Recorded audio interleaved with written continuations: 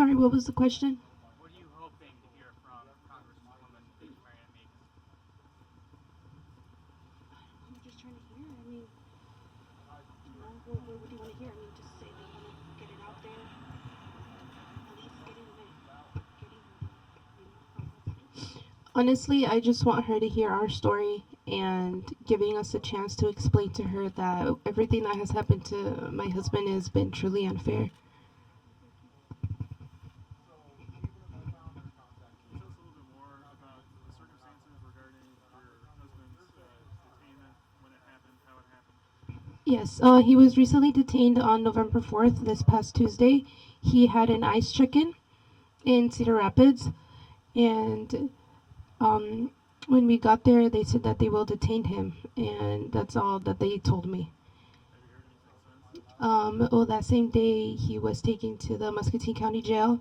He was there for about 2 days, and then the next morning, I did not hear about him at all day.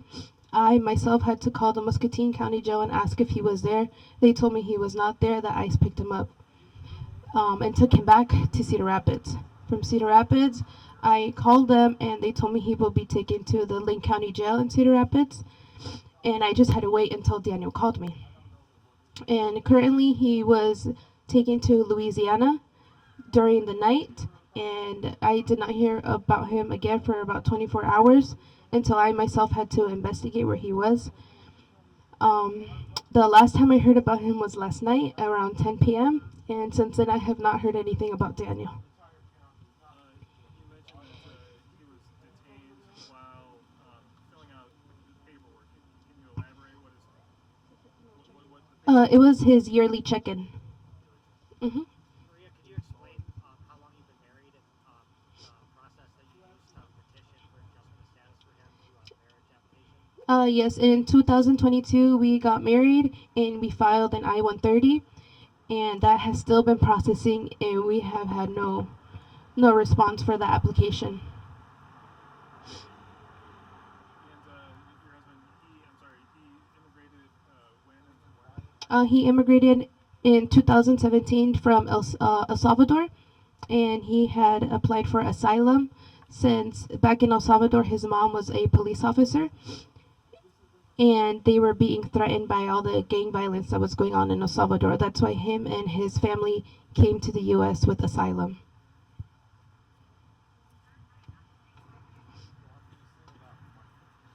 Do you know if he ends up being deported? Do you know where he would be deported to? Yes, he will be deported back to El Salvador. And have you received any word as to if that's happened, when that would happen? No, Daniel has not been able to reach out to me. When he called me last night at 10 p.m., he told me that they had informed him that he will be blocked from making any more phone calls, and the phone call lasted, I want to say, about a minute, and then it hung up. It was cut. I guess, do you understand why this is happening? Is it just because, like, the case hasn't been processed? The reason I think is because since he had asylum from 2017, I know him and his mom, they had applied for I guess in 2019 their asylum got denied, so they applied for their deportation to be stopped, and that continued until 2022, and that's when he had the order of deportation from 2022.